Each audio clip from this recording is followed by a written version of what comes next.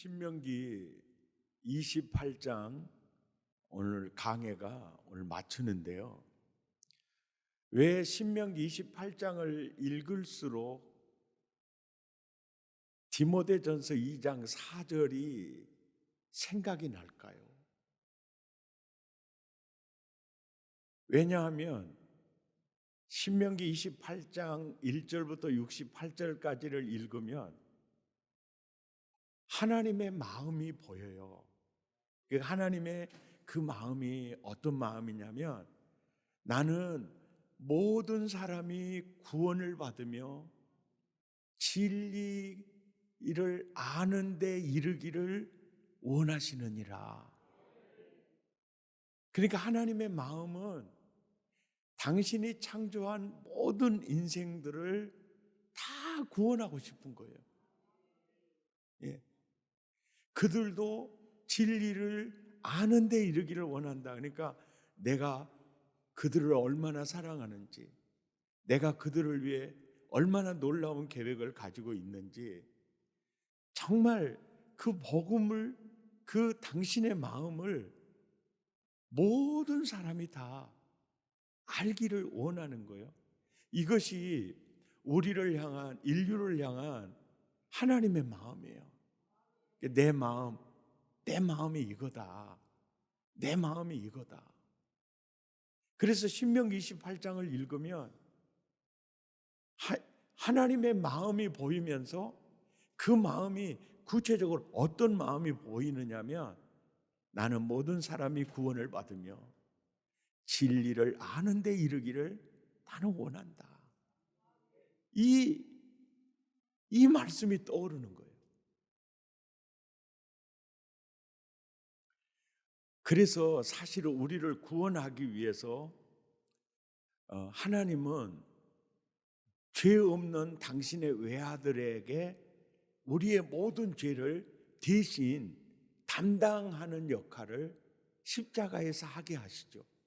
그래서 이사야 53장 6절에 보면, 우리는 다 양 같아서 그릇 행하여 각기 제 길로 갔거늘 여호와께서는 우리 모두의 죄악을 예수에게 담당시키신 거예요. 그래서 그 죄를 담당하기 위해서 예수님이 십자가에 못 박혀 운명하실 때 테텔레스타이, 다 이루었다. 죄값을 다 치루었다. 그래서 모든 사람을 구원하시려고 하나님은 당신의 외아들을 육신을 입고 이 땅에 보내어 우리 죄를 대신 다 치르는 구속 역사를 하게 하셨고, 그 다음에 우리에게 율법을 주시는 이유는 갈라디아서 3장 24절에 보니까 율법이 우리를 그리스도께로 인도하는 교사 역할을 하는 거예요. 율법이 하는 일은, 넌 죄덩어리야, 너 죄사함 받지 못하면 너 지옥 불구덩이에서 영원히 고난받아. 율법의 행위로 의롭다함을 얻을 육체는 이 땅에 없어. 네가 구원을 얻을 수 있는 유일한 길은 너는 너의 죄를 대신 담당하셨던 십자가 복음 속으로 들어가야 돼. 이 역할을 율법이 하는 거예요. 그러니까 율법이 없이는 또 예수께로 갈 수가 없어요.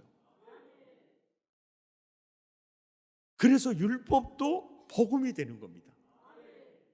우리를 구원하기 위해서 주신 거예요. 그리고 우리는 오직 믿음으로 구원을 얻는다 할 때, 믿음이라는 개념은 예수님 내 안에, 나는 예수님 안에예요. 접목이거든요. 하나됨이거든요. 그런데 이 예수 나 하나, 시간과 공간을 초월해서 한 몸 되게 하는 역할은 누가 하느냐면 성령님이 하세요. 고린도전서 12장 13절에 유대인이나 헬라인이나, 그러니까 선민이나 이방인이나 종이나 자유인이나 다 한 성령으로 세례를 받아 그리스도와 한 몸이 됩니다. 한 몸. 그러니까 예수 그리스도와 한 몸 되게 하는 역할을 누가 하느냐면 성령께서 하시는 거예요. 그러므로 이제 그리스도 예수 안에 있는 자, 예수와 하나 된 자, 예수와 한 몸 된 자들은 결코 정죄함이 없나니 그리스도 예수 안에 있는 생명의 성령의 법이 너를 해방하였다. 이 구절을 읽을 때마다 여러분은 굉장히 많이 의심이 갔을 거예요. 어떤 때는 목사님이 생명의 성령의 법을 예수라고도 얘기했다가, 어떤 때는 목사님이 또 성령이라고 얘기했다가, 어떤 때는 또 말씀이라고 얘기했다가, 이제 여러 가지 이제 해석이 어려운데, 이게 사실은 해석이 쉽지가 않아요. 저도 수십 년 걸렸으니까요. 근데 바울이 생명의 성령의 법이라는 신종 언어를 만들어서 우리에게 전해주는 겁니다. 바울이 로마 서신에서, 로마서 8장에서 생명의 성령의 법 안에는, 거기에는 죄 사함이 있고 그 자유가 있다. 이게 생명의 성령의 법이다. 이 법은 예수 그리스도 안에 있는 거다. 이렇게 이제 얘기를 하는데, 이 생명의 성령의 법을 이게 바울이 어떤 의미를 가지고 합성어를, 이 단어를 창조했느냐면요, 율법, 예수께로 인도하는 교사 역할을 하죠. 이게 율법이 없이는 예수께로 올 수가 없어요. 그리고 또 예수께로 왔을 때 성령이 없이는 그리스도와 하나가 될 수가 없어요. 믿을 수가 없어요. 아멘. 이해가 되죠? 그러니까 율법이 없이는 내가 죄인인지도 모르고 내가 구원 얻을 길은 예수밖에 없다는 걸 몰라요. 그래서 율법이 교사예요. 그리스도께로 인도하는 교사예요. 그러니까 율법이 없이는 예수께로 갈 수가 없어요. 그러니까 우리에게 율법을 주시는 이게 첫째 이유인데, 이건 뭡니까? 너 율법의 행위로 의롭다함을 얻을 육체가 하나도 없으니까 너 십자가 복음 속으로 들어가야 돼. 그래 왔어요. 그러면 예수 나 연합 한 몸 되게 하는 역할은 성령 기름 부음이에요. 성령으로 거듭난다는 거예요. 성령이에요. 그러니까 예수께로 인도하는 율법, 내 죄를 대속하신 예수, 그 예수와 나를 한 몸 되게 하는 성령, 이 세 가지 역사를 이꼬로 생명의 성령의 법이라고 표현합니다. 아멘이죠? 이걸 표현하고 있는 거예요. 그러니까 내 마음 너 아냐? 첫째가 이거예요. 나는 모든 사람이 구원을 받으며 진리를 아는 데 이르기를 원한다. 그래서 내가 율법을 준 거야. 왜? 율법을 붙들라고 준 게 아니고 죄덩어리인지를 알고 예수께로 들어가기 위해서, 교사 역할을 하기 위해서 내가 율법을 준 거야. 그래서 우리는 율법도 복음이라는 것을 알 수가 있고, 우리는 그 복음으로 구원을 받으면 율법 아래에 있는 자가 아니라 이제 예수 아래에 있는 자가 돼요. 예수 아래에 있는 자가 돼요. 믿음 아래 이제 완전한 이제 구원을 받게 됩니다. 그래서 혹자는 이제는 율법은 우리에게 필요치 않아. 율법을 무시해요. 혹자는 아예 율법은 폐기돼야 돼. 여기까지 가거나, 그렇지 않으면은 율법을 아주 경시하는 이 신앙으로 이제 빠져갈 수가 있는데, 우리가 꼭 기억하셔야 될 게 뭐냐면은 구원은 내가 구원받았다. 그거는 구원의 시작점이라는 거예요. 이제 거듭났어요. 하나님의 아들로 태어났어요. 그러면 하나님의 아들의 삶이 시작된 스타트예요. 이제 시작이거든요. 이제 그때도 우리에게 율법이 왜 중요하고 필요하냐? 그러면 신명기 10장 13절이에요.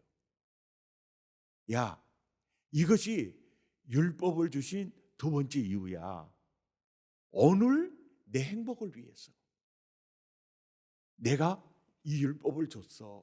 그래서 이 율법은 행복 매뉴얼이야. 구원한 다음에 그 하나님의 아들들이 정말 행복하기를 원하는 마음으로 율법을 준 겁니다.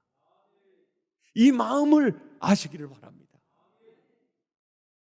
그리고 세 번째 율법을 주신 세 번째 이유는 너희도 너희 자녀 최고로 키우고 싶잖아. 뛰어난 존재로 키우고 싶잖아. 신명기 28장 1절에 바로 그 말이에요. 나도 너를 세계 모든 민족에 뛰어나게 엘리온, 바로 지존자, 완전한 자로 나는 너를 세우고 싶은 거야. 그러면 여기서 이런 질문이 나오죠. 그렇게 세워가지고 뭐 하시려고요? 이게 뭐 하시려고요? 그러면 그러는 거야. 많은 사람을 구원하기 위해서야.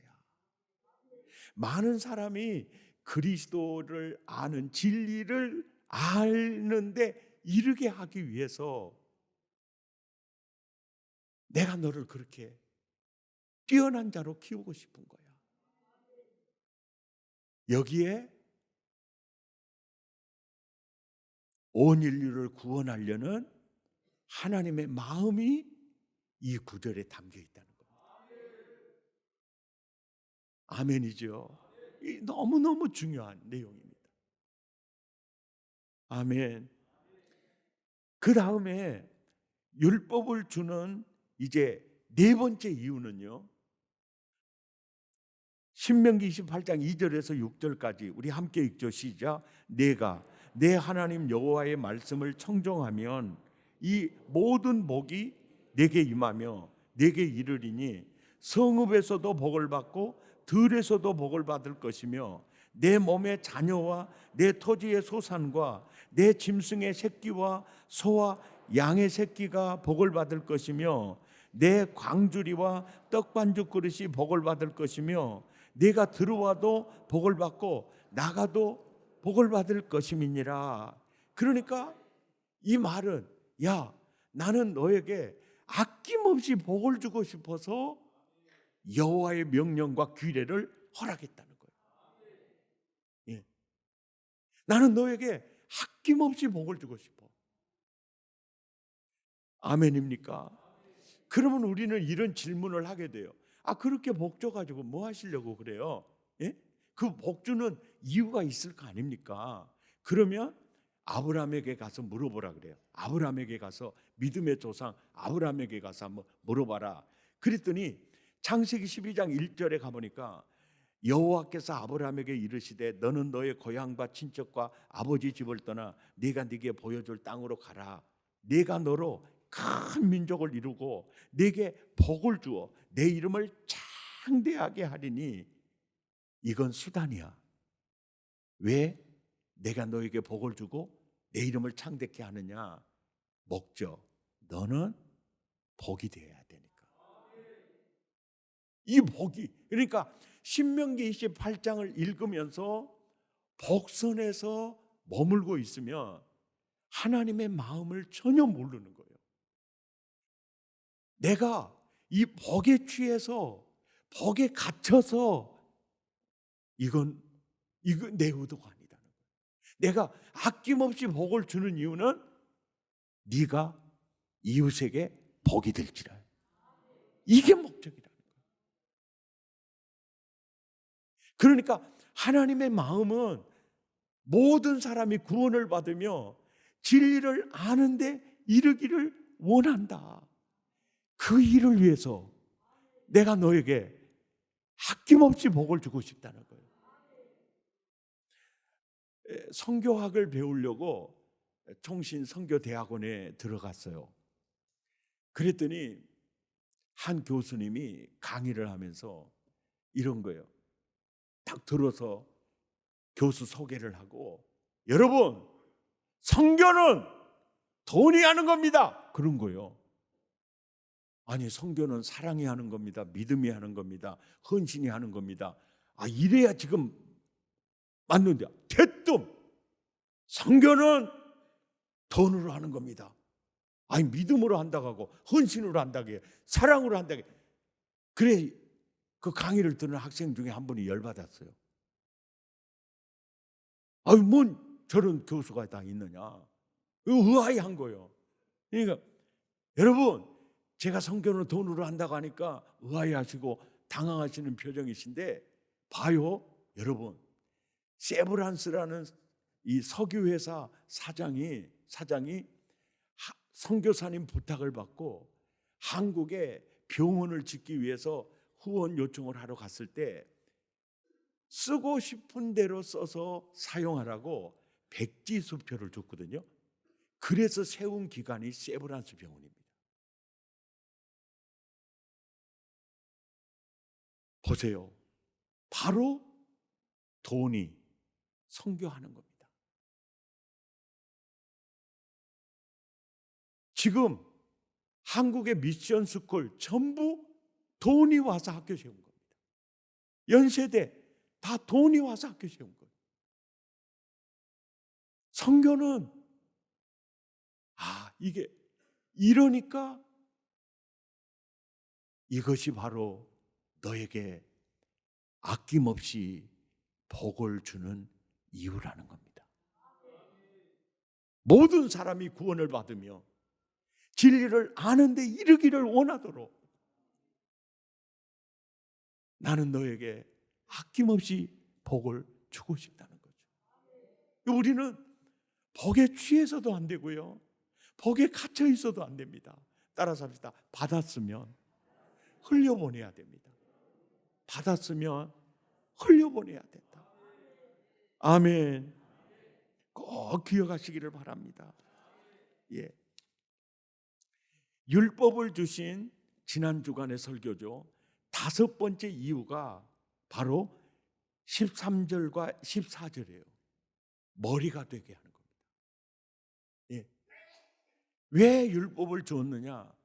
이 말씀을 떠나 좌로나 우로나 치우치지 아니하면 머리가 되고 꼬리가 되지 않는다.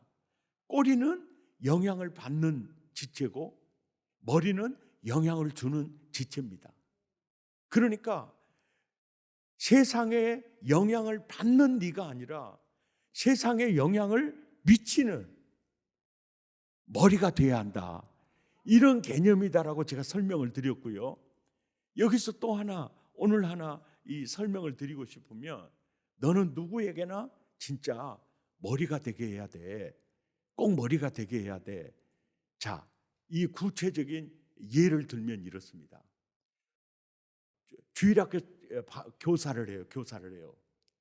아이들이 와서, 선생님, 하나님 정말 살아계세요?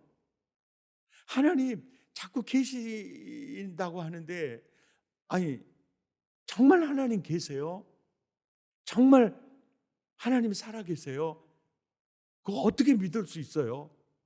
아이가 질문을 했다. 이 질문을 했을 때 그 아이에게 명쾌한 머리 역할은 뭐겠습니까? 그때 머리가 되어줘야 돼요. 그 아이들의 그 머리가 되어줘야 돼요. 여러분 어떻게 대답하시겠어요? 누군가가 나에게 와서 그렇게 물으면, 하나님 살아계신 증거, 하나님 계신 증거는 바로 너다, 너. 예? 뒤로는 넘어지지 마. 네가 하나님 살아계신 증거야. 어떻게 해요? 너 이 세상에 태어날 때 어디 있었냐? 예? 엄마 뱃속에.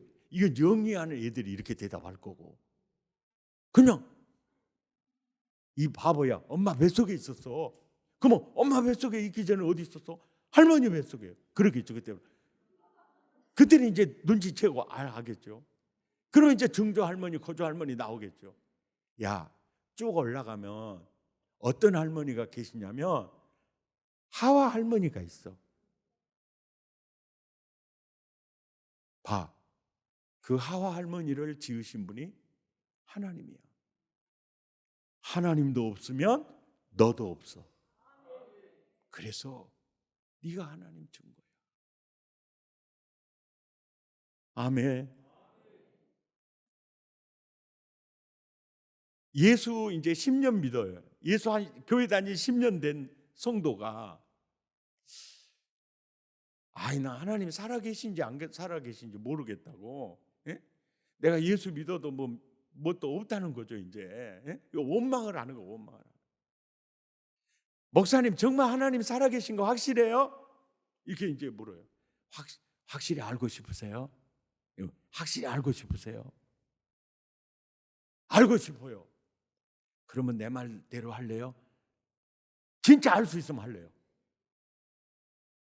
예, 그런 분들에게는요, 제가 꼭 이렇게 얘기합니다. 11조 생활 안 해보셨죠? 물어요. 100%안 합니다. 그 사람 하나님 몰라요. 3개월만 온전한 11조 한번 드려보세요.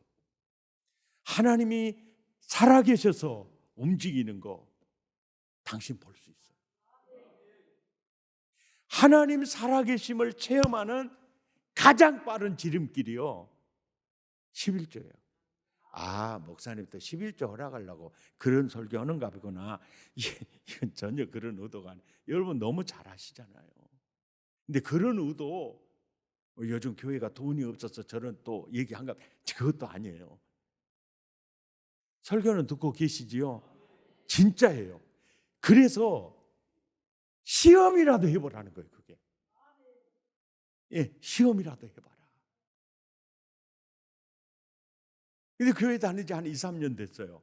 2, 3년 되신 분, 하나님 정말 살아계세요 목사님? 그러면 나는 딱 이렇게 대답해요. 하나님이 정말 살아계신지 안 살아계신지 알고 싶으면 딱 성경 창세기부터 요한계시록까지 한 번만 읽어봐. 그리고 기도해. 하나님 살아계신가요? 하나님이 정말 살아계십니까? 기도하면서 읽어보시오. 그리고 성경을 도저히 나는 책만 보면 졸음이 와서 못 본다 그러면은, 그런 불면증 걸릴 때까지 기다리라고 그러고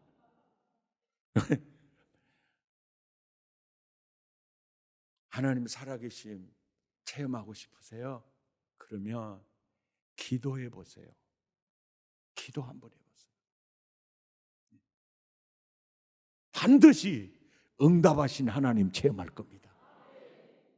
예. 아멘입니까? 이게 바로 머리의 역할이에요.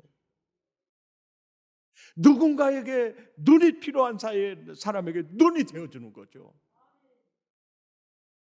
이 말씀 속에 머리가 목적이 아니에요. 모든 사람이 구원을 받으며, 그러니까 땅의 모든 사람들의 마음을 하나님 품으로 이끄는 리더십을 갖춘 리더. 그러니까 이 말씀을 하시는 하나님의 마음에 디모데전서 2장 4절이 있는 거예요. 나는 모든 사람이 구원을 받으며 진리를 아는 데 이르기를 원한다. 아멘이죠. 그래서 신명기 28장을 보면 디모데전서 2장 4절이 그렇게 선명하게 보이는 거예요.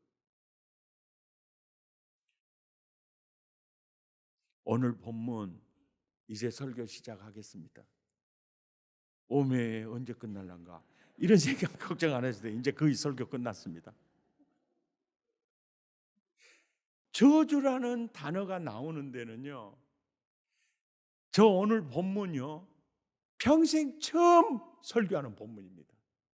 저는 아예 안 써요. 왜? 목사의 입에서 나오는 말이 굉장히 중요하니까 우리 교회에서 저주라는 말 자체를 안 써요. 잘. 왜냐하니까 말이 씨가 될 것 같고. 그래서 사실 오늘 본문은요 15절에서 68절까지예요. 줄기차게 저주가 나옵니다. 그래서 줄기차게 저주하면 안 된다 해가지고 딱 22절에서 끊은 거예요. 국민 여러분 감사하십시오. 근데 왜 이 본문을 설교하지 않았느냐? 근데 왜 이제는 설교하느냐? 보세요. 내가 이 말씀에서요 너무너무 귀한 은혜를 받았어요. 이 말씀에서. 자, 오늘 본문 15절에서 함께 읽죠. 시작. 네가 만일 내 하나님 여호와의 말씀을 순종하지 아니하며 내가 오늘 네게 명령하는 그 모든 명령과 규례를 지켜 행하지 아니하면 이 모든 거시기가 내게 임하며 내게 이를 것이니 내가 성읍에서도 거시기하며 들에서도 머시기하며.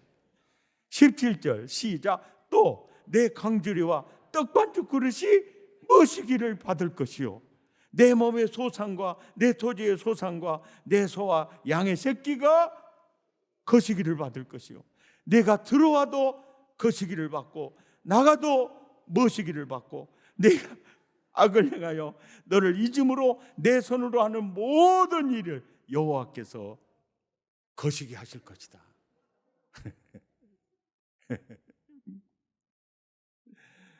예. 이 말씀에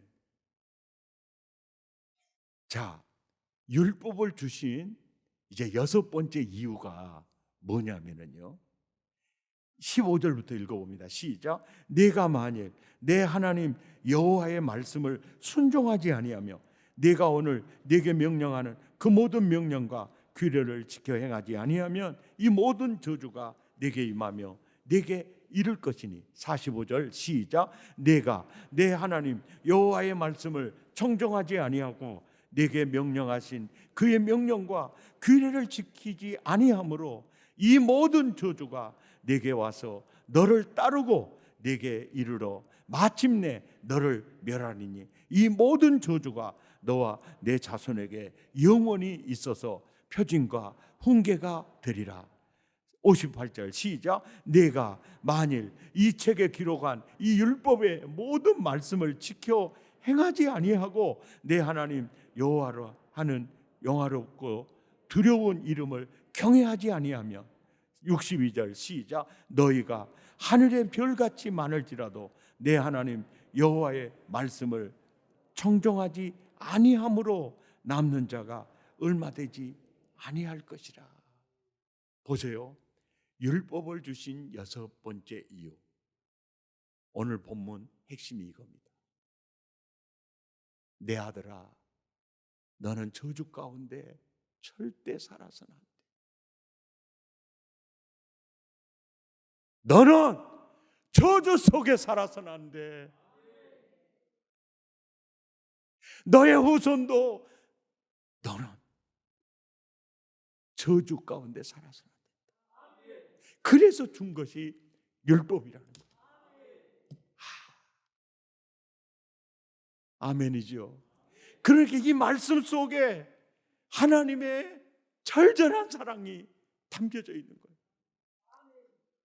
내가 너에게 왜 율법을 주는 줄 아니? 너도 네 후손도 저주 가운데 살아서는 안 된다. 아멘. 그래서 요엘서를 보면은요, 요엘서 1장 9절에 보면 영혼이 병들어 하나님께 드리는 예배가 뚝 끊어져서 제사장이 슬퍼하고 울고 있어요. 그러다 보니까 12절 하반절에는 마음의 즐거움이 말라요. 영혼이 병드니까 따라서 마음이 병들어요.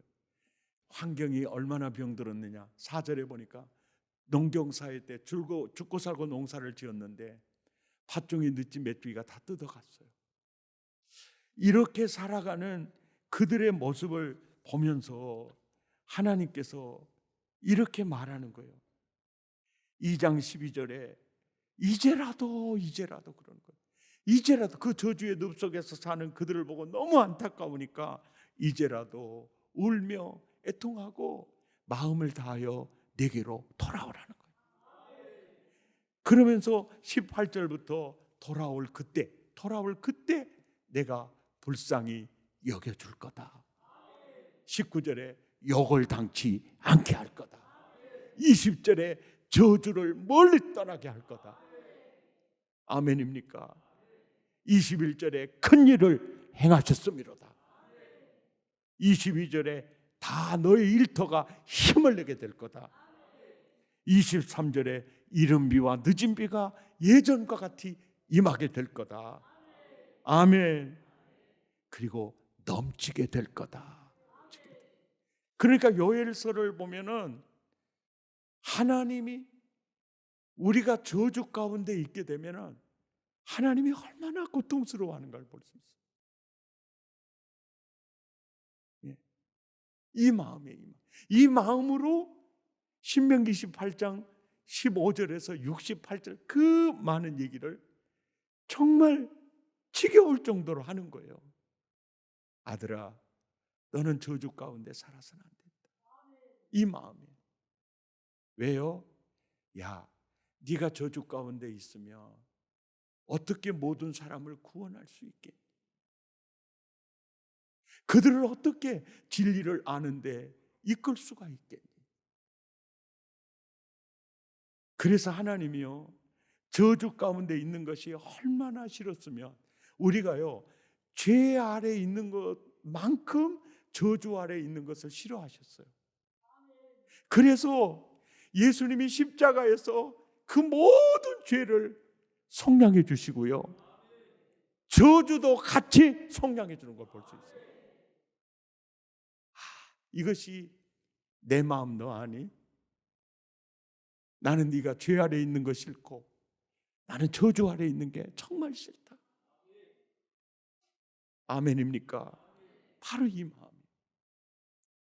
결론. 반가운 소식 아닙니까? 결론.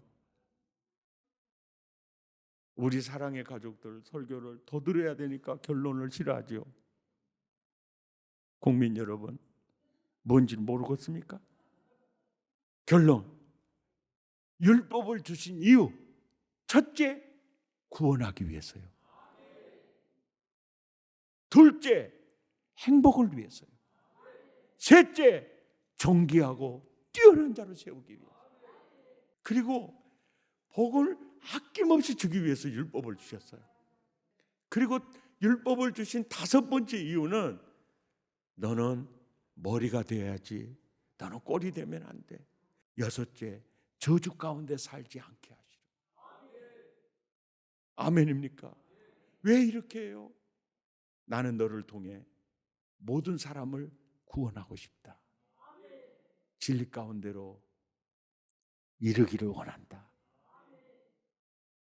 저 어렸을 때 우리 엄마들 밤매면서요 엄마들끼리 하는 얘기 새일참 가지고 가가지고 들었어요. 맞다, 그 가스나기는 누가 데려갈란 거 눈이 삐어야 데려가죠. 그거 아이고 그 칠칠 맞아가지고 그거 시집가 그거 데려간 사람은 그 머시면은 참말로 힘들 것이고 막 뭐라고 쑥덕쑥덕 그래서 들었어요. 그러더니 아이고 너희 집 딸은 그렇게 음식 솜씨도 좋고 손끝도 여물고 그거 시집가면 잘 살 거요. 10년이 지났어요. 이제 10년이 지났어요. 그 칠칠이도 시집가고 손끝 매운 것도 다 시집가고 그 뒤로 이제 또 밤매면서는 말이에요. 왔다, 참말로 그 칠칠이가 사는 걸 보면 참말로 아니 그 손끝 매워서 시집가면 잘 살 줄 알았는데 그거 엄청나게 고생만 하고 있더만이. 이게 뭡니까? 예측이 틀린 거예요. 예측이 틀렸어. 그래서 제가 깨달은 게 있어요. 학력보다 끝발 좋은 건 실력이고, 실력이 제 아무리 좋아도 복 받아야 살겠습니다. 그래서 나는 벚꽃발이 상급발이라고 생각합니다.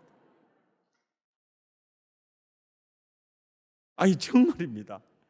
그래서 사실 저요 전도사 시절부터 주야 장창 기도가요. 주여 나는 복 받아야 살겠습니다. 복에 줄이고 목마른 자가 됐어요. 아니 정말입니다. 예. 왜냐하니까 말하는 것도 그러고 모든 면에서 날라다닌 사람 많은데 보니까요. 학력 좋다고 해도요. 목회 잘한 것도 아니고요. 실력이 기가 막히다 그래서요. 잘한 것도 아닙니다. 근데 딱 결론이 뭐냐면 벚꽃발이 상급발이구나. 그리고 벚꽃발이 상급발이구나.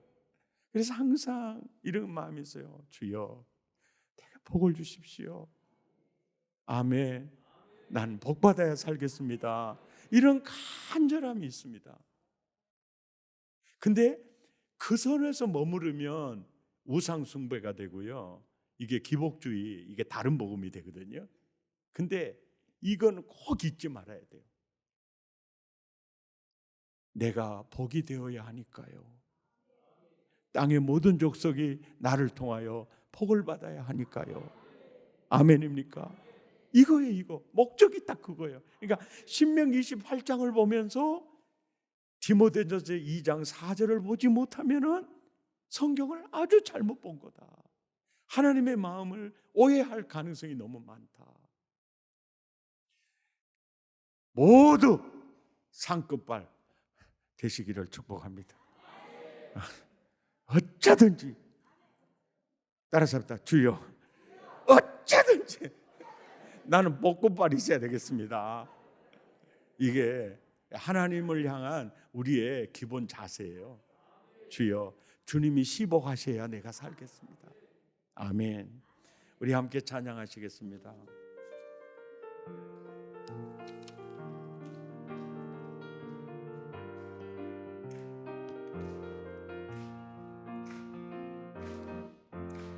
어느 담장 너머로 뻗은 나무 가지에 푸른 열매처럼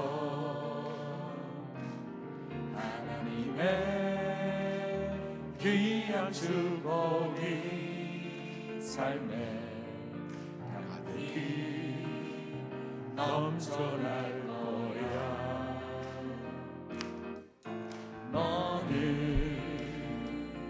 어떤 시련이 와도 능히 아멘 이겨내 가는 발이 있어 아멘 전능하신 하나님께서 너와 언제나 함께 하시니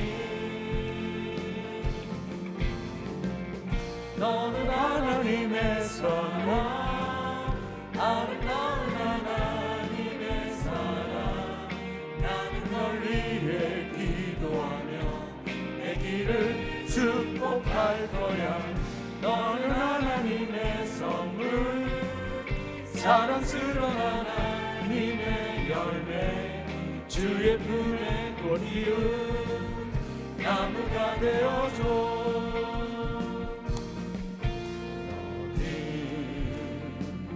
담장 너머로 뻗은 나무 가지에 푸른 열매처럼 하나님의 귀한 축복이 삶에 넘쳐날 거야. 아멘. 어떤 시련이 와도 이겨내 발이 있어 전능하신 하나님께서 너와 언제나 함께 하시니 아멘. 너는 하나님의 사랑, 아름다운 하나님의 사랑. 나는 널 위해 기도하며 내 길을 축복할 거야. 너는 하나님의 선물, 사랑스러운 하나님의 열매, 주의 품에 꽃피운 나무가 되어줘. 우리 두 주먹을 불끈 쥐고 주여, 나는 복을 받아야 살겠습니다. 내게 복을 위하여 율법을 주셨는데 이 율법을 주야로 묵상하는 자가 되기 원합니다. 율법을 청정하는 자가 되기 원합니다. 율법을 따라 사는 자가 되기를 원합니다. 주여, 나는 복을 받아야 살겠습니다. 내 자녀들도 복을 받아야 살겠습니다. 말씀 안에 거하기 원합니다. 이 율법을 내 입에서 떠나지 말게 하며 그 가운데 기록한 대로 다 지켜 행하라. 그리하면 네가 어디로 가든지 내 길이 평탄할 것이며 형통하리라. 주여, 여호와의 말씀을, 율법을 주야로 묵상하며 그 말씀대로 살기를 원합니다. 마음을 더하고 입술을 열어 우리 함께 기도합니다. 주여, 복을 받아야 살겠습니다. 내 아들도 내 딸도 복을 받아야 살겠습니다. 복을 위하여 주시는 이 율법을 내 입에서 떠나지 않기를 원합니다. 그 말씀을 청정하며 살기를 원합니다. 그 말씀을 따라 살기 원합니다. 여호와의 명령과 규례를 지켜 행하며 하나님 정말 행복한 사람 되기 원합니다. 행복한 사람 되기 원합니다. 행복한 사람 되기 원합니다. 행복한 사람 되기 원합니다. 주님, 진짜 행복한 사람 되기 원합니다. 주여, 나는 복을 받아야 살겠습니다. 나는 복을 받아야 살겠습니다. 주여, 나는 복을 받아야 살겠습니다. 주여, 나는 복을 받아야 살겠습니다. 주여, 나는 복을 받아야 살겠습니다. 이 율법책을 내 입에서 떠나지 말게 하며 그 가운데 기록한 대로 다 지켜 행하라. 그리하면 네가 평탄할 것이요 네가 어디를 가든지 형통하리라. 주여, 형통하기 원하시는 주님, 오늘 이 귀한 말씀 하나님